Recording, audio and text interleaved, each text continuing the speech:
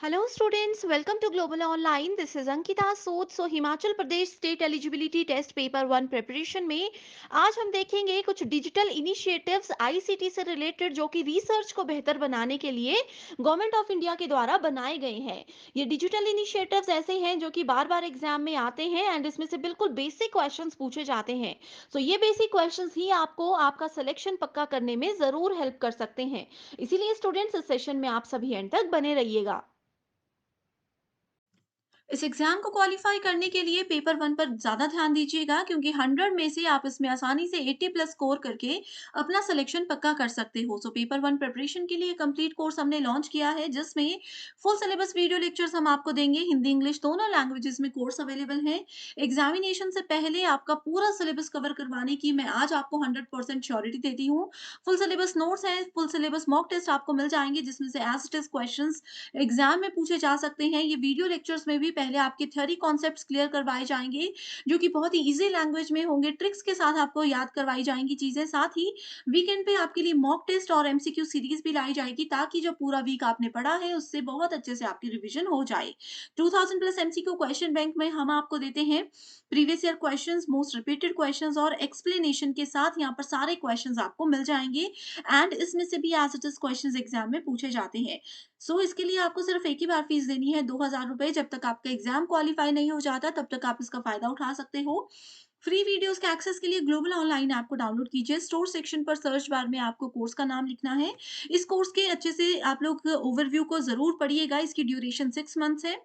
Content पर click करने के बाद आपके सामने मेरे सेपरेट सेशंस आ जाएंगे। इसमें अभी 150 से ज़्यादा सेशंस आपको मिलते हैं एंड मैं आपको श्योरिटी देती हूँ कि इन लेक्चर्स के अलावा आपको कुछ भी कहीं से भी पढ़ने की ज़रूरत नहीं है। आपको यहाँ पर फुल सिलेबस मॉक टेस्ट मिल जाएँगे दोनों लैंग्वेजेस में, फ्री डेमो वीडियोज़ अलग-अलग एजुकेटर्स की आपको मिल जाएगी। 2000 एमसीक्यू पीडीएफ है, हिंदी एंड इंग्लिश दोनों लैंग्वेजेस में, यूनिट वाइज़ फ़ोल्डर्स हैं, जहाँ पर आपको थ्योरी लेक्चर्स अलग हैं, एमसीक्यू सेशंस आपको अलग मिल जाएँगे, मॉक टेस्ट हैं और इवैल्यूएशन टेस्ट है जो कि एग्ज़ाम को क्वालीफाई करने के लिए काफ़ी है। तो स्टूडेंट्स जल्दी से आप गिवन नंबर्स पर कॉन्टैक्ट करके हमारी टीम से इस कोर्स की पूरी जानकारी ले सकते हो एंड जल्दी से इस कोर्स को जॉइन भी कर सकते हो। मैंने आप लोगों को बताया था आज हम लोग इनिशिएटिव्स की बात करने वाले हैं। तो सबसे पहले बात करते हैं इनफ्लिबनेट की। इसका मतलब होता है information and library network centre. INFLIBNET क्या है? ये एक ऐसा सेंटर है जो कि रिसर्च से रिलेटेड जितने भी इनिशिएटिव्स हैं, जितनी भी वेबसाइट्स हैं, वेब पोर्टल्स हैं, ये उन सभी को मैनेज करने के लिए रिस्पॉन्सिबल है। इसको मार्च 1991 में जो है इनिशिएट किया गया था यूजीसी के द्वारा। ठीक है, सो ये भी एक इम्पॉर्टेंट कॉन्सेप्ट है, information and library network centre.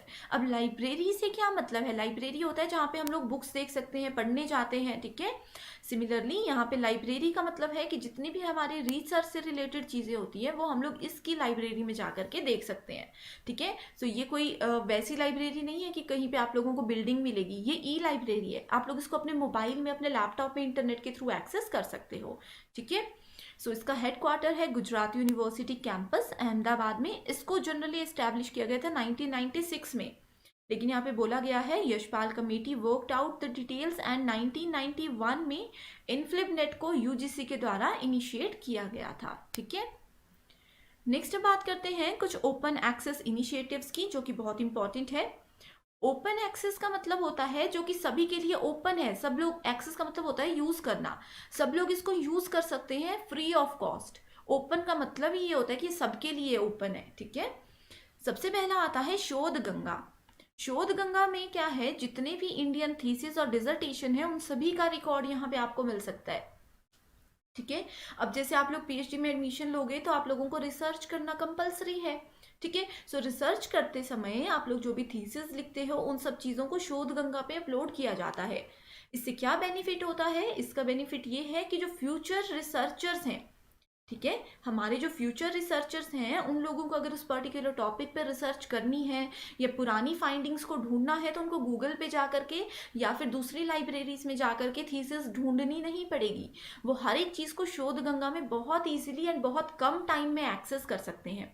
यानी कि आप लोग शोध गंगा में जाओगे, वहाँ पे जा करके जो भी आपका टॉपिक है, जो भी आपका रिसर्च का प्रॉब्लम है, उसको टाइप करोगे, उससे रिलेटेड जितनी भी इंफॉर्मेशन होगी थीसिस एंड डिसर्टेशन की वो आप लोगों को मिल जाएगी। नेक्स्ट आता है हमारे पास शोध गंगोत्री। ठीक है, सो गंगा कहाँ से निकली है? गंगा निकली है गंगोत्री से, तो इसीलिए इसका नाम रखा गया है शोध गंगोत्री। शोध का मतलब क्या होता है? शोध का मतलब ही होता है रिसर्च। शोध गंगा ये है जहां से आप लोग रिसर्च से रिलेटेड सारी इंफॉर्मेशन को कलेक्ट कर सकते हो। गंगा जैसे नदी है, बहती चलती है, वैसे थीसिस और डिसर्टेशन ऐड होते ही जाते हैं।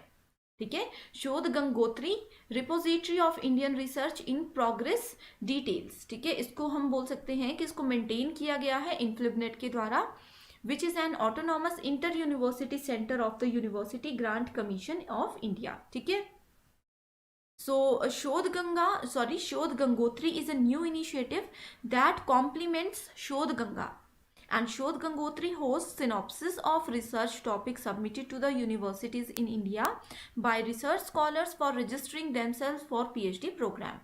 ठीक है, सो जितने भी रिसर्चर्स होते हैं वो अपनी रिसर्च टॉपिक का जो सिनॉप्सिस एंटर करते हैं। ठीक है, आपके रिसर्च टॉपिक का जो सिनॉप्सिस या फिर इसको साइनॉप्सिस भी बोलते हैं, कुछ भी बोल सकते हो, वो एंटर करते हैं शोध गंगोत्री में। एंड कोई भी जा करके यहाँ पे इसके बारे में अगर देखना चाहता है तो वो लोग यहाँ से देख सकते हैं। ठीक है, नेक्स्ट है विद्या मित्र। सो ये क्या है? ये ऑनलाइन लर्निंग पोर्टल है for all the e content projects developed under निमसिट, that is national mission on education through information and communication technology. Next है विद्वान। सो विद्वान क्या है? ये एक डेटाबेस प्रोफाइल है। इसमें किसकी प्रोफाइल है? साइंटिस्ट की, एंड जितने भी फैकल्टी मेंबर्स हैं जो कि लीडिंग इंस्टीट्यूशंस जैसे आईआईटी, एनआईटीज, यहाँ पे जो बहुत बड़े बड़े इंस्टीट्यूशंस होते हैं आईआईएम की तरह, यहाँ पे जो भी फैकल्टी मेंबर्स काम करते हैं उन सभी की डिटेल्स यहाँ पे, उन सभी की जितनी थीसिस हैं उनकी डिटेल्स हैं, उनकी फाइंडिंग्स है, हम बोल सकते हैं उनकी प्रोफाइल्स यहाँ पे रिकॉर्ड की जाती है।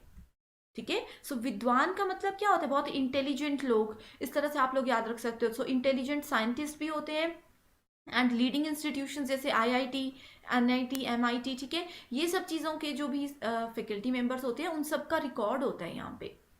आप लोगों को एक मैं आइडिया देती हूँ कि ये जितने भी इनिशिएटिव्स के नाम मैं बता रही हूँ, आप लोग एक बार जाकर के गूगल पे इनको सर्च कीजिए, इनकी वेबसाइट्स पर जाकर देखिए।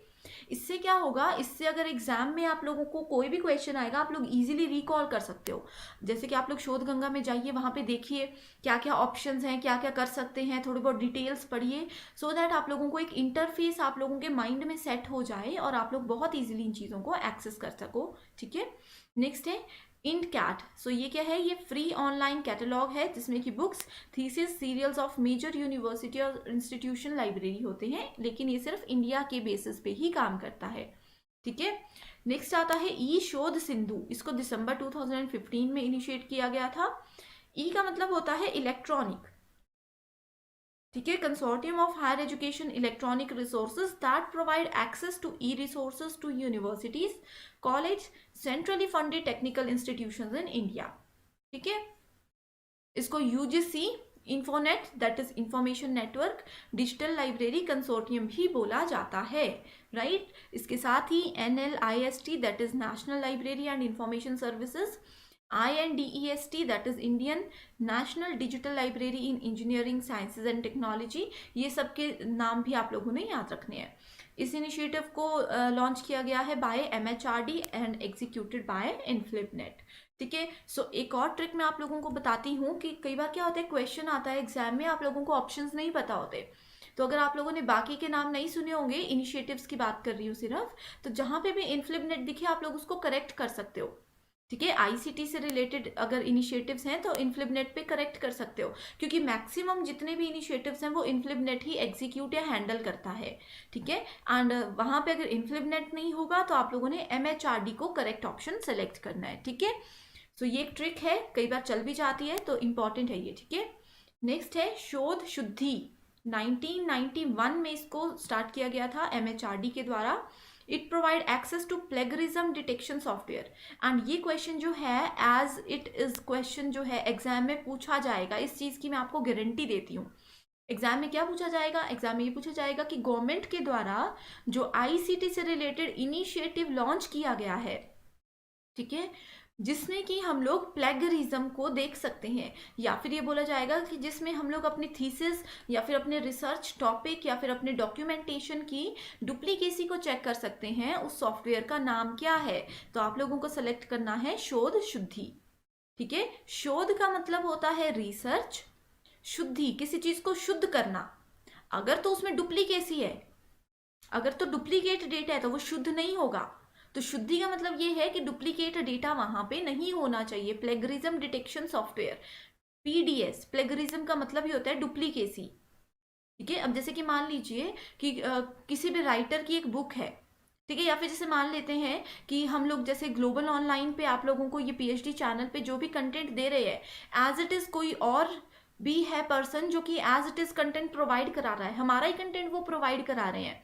ठीक है, तो वो क्या होगा? वो प्लेगरिज्म होगा, हम उन पे केस भी कर सकते हैं। तो इसीलिए रिसर्च के समय पे कभी भी प्लेगरिज्म नहीं होना चाहिए। आप लोगों की जो थीसिस है वो कैंसिल भी हो सकती हैं। ठीक है, सो प्लेगरिज्म की बात जहां पे भी आती है आपने इसको याद रखना है, डुप्लीकेसी। अब जो चीज डुप्लीकेट है, जिस चीज में मिलावट है, तो वो शुद्ध नहीं हो सकती। ठीक है, तो इस चीज को आप लोग यहां से याद रख सकते हो। ठीक है, सो ये थे हमारे आज के कुछ मोस्ट इंपॉर्टेंट इनिशिएटिव्स जो कि एग्जाम में जरूर पूछे जाते हैं। ठीक है, इसके साथ ही अब नेक्स्ट आता है एनलिस्ट। एनलिस्ट का मतलब है national library and information service infrastructure for scholarly content. ठीक है, ये भी एमएचआरडी का इनिशिएटिव है। इसमें आपने यही याद रखना है, subscribers to all major e journals, e book across the world. पूरे जितने भी रिसर्चर्स हैं, फैकल्टी है कॉलेज के, स्टूडेंट्स हैं, जिनके भी ई बुक्स हैं, ई जर्नल्स हैं, आप लोग कुछ भी पूरे वर्ल्ड में एक्सेस कर सकते हो एन लिस्ट के थ्रू। ठीक है, नेक्स्ट आता है उच्चतर आविष्कार योजना, जिसको कि UAY के नाम से जाना जाता है। 6 अक्टूबर 2015 में इसको लॉन्च किया गया था। इसका फोकस है, the scheme focuses on viable industry academic collaboration where industry shares a part of the cost research. ठीक है, to have outcome based research finding. इसकी एप्लीकेबिलिटी भी आपको पता होनी चाहिए, लेकिन ये इनिशिएटिव इतना ज़्यादा इंपॉर्टेंट नहीं है। नेक्स्ट इनिशिएटिव है जो कि इंपॉर्टेंट है, इम्प्रिंट। ठीक है, सो इम्प्रिंट जो है इसको नवंबर 2015 में लॉन्च किया गया था। एंड ये क्या करता है?